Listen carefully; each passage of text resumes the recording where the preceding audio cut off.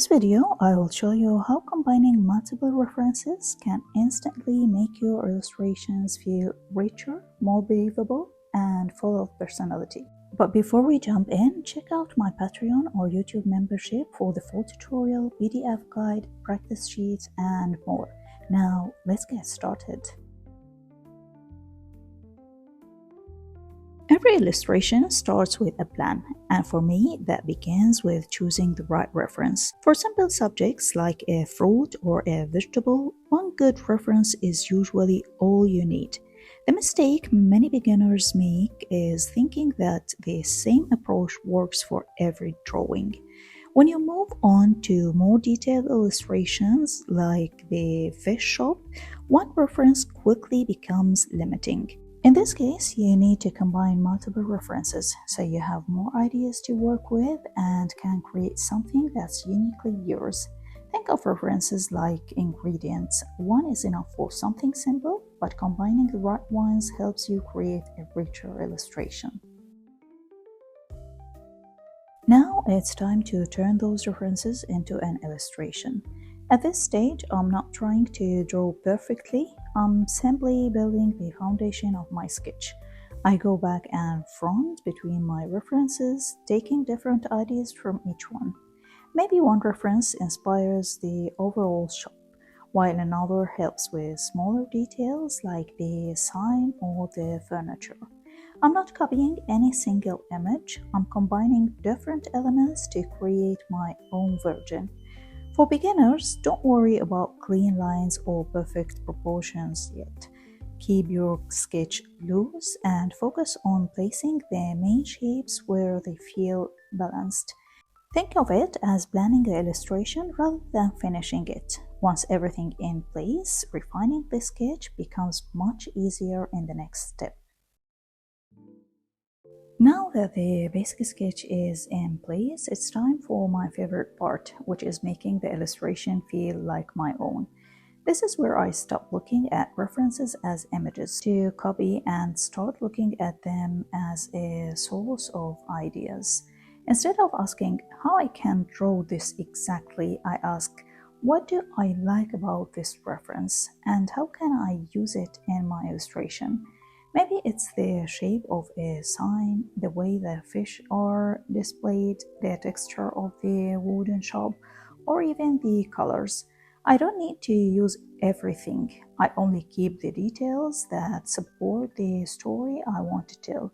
One thing that really helped me improve was realizing that every reference has something useful to offer, but no single reference has everything.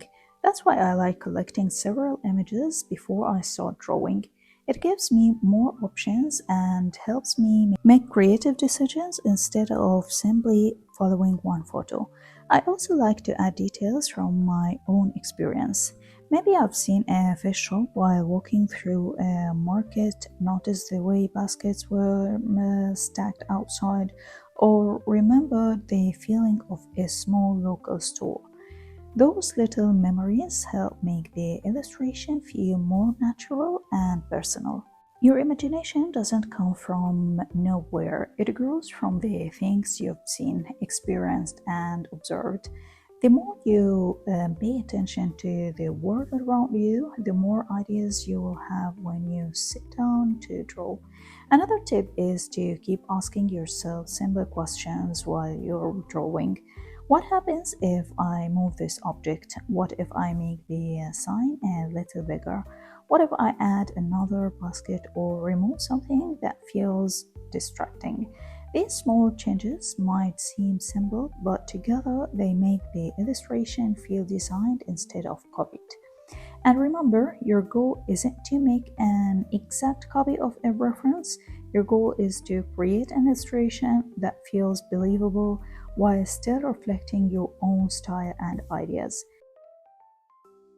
Now it's time to refine the sketch. This is where I switch to my sketching brush, which is my sleeping brush, and start drawing the final lines. One thing you will notice is that my lines look much more confident than they did in the raw sketch.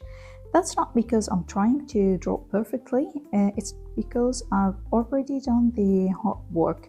The raw sketch helped me figure out the composition, the shapes, and where every element belongs. Think of the raw sketch as a guide. Once the structure is here, you don't have to guess anymore. You simply follow the path you've already created and refine it with cleaner, more intentional lines. A common mistake beginners make is trying to draw perfect lines from the beginning. Instead, let your raw sketch do the planning, then when you move on to refining, draw each line with purpose instead of hesitation. You will also notice that I'm not tracing every single raw line. I'm simplifying shapes, adjusting curves, and sometimes changing small details if I feel they improve the illustration. The sketch is a guide, not a set of rules.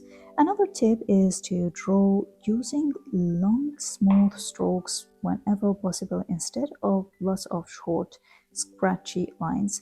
Even if a line isn't perfect the first time, it usually looks more natural than drawing it in tiny pieces.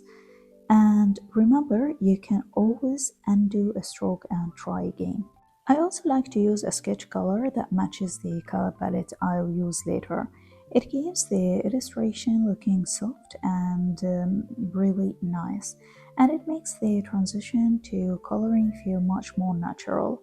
Take your time during this stage. You're not inventing the illustration anymore, you're simply giving clarity to the ideas you've already planned. That's why refining is often much easier than starting from a blank canvas. Now it's time to bring the illustration to life with color. This is where everything starts coming together. I'm not just choosing colors, I'm creating the mood of the illustration. I chose a warm color palette to make the fish shop feel cozy and inviting. Once the base colors are in place, I add shadows, highlights, and texture to give the illustration more depth and character. These small details make a big difference and help the artwork feel more alive. One tip I'd give beginners is to build your colors gradually. Start with the base colors, then slowly add shadows and highlights instead of trying to do everything at once. By the end of this stage, all the planning, sketching, and refining come together, and the illustration finally feels complete. And that's it. Hope you enjoyed this tutorial. Feel free to leave your questions or suggestions in the comments. See you. Bye.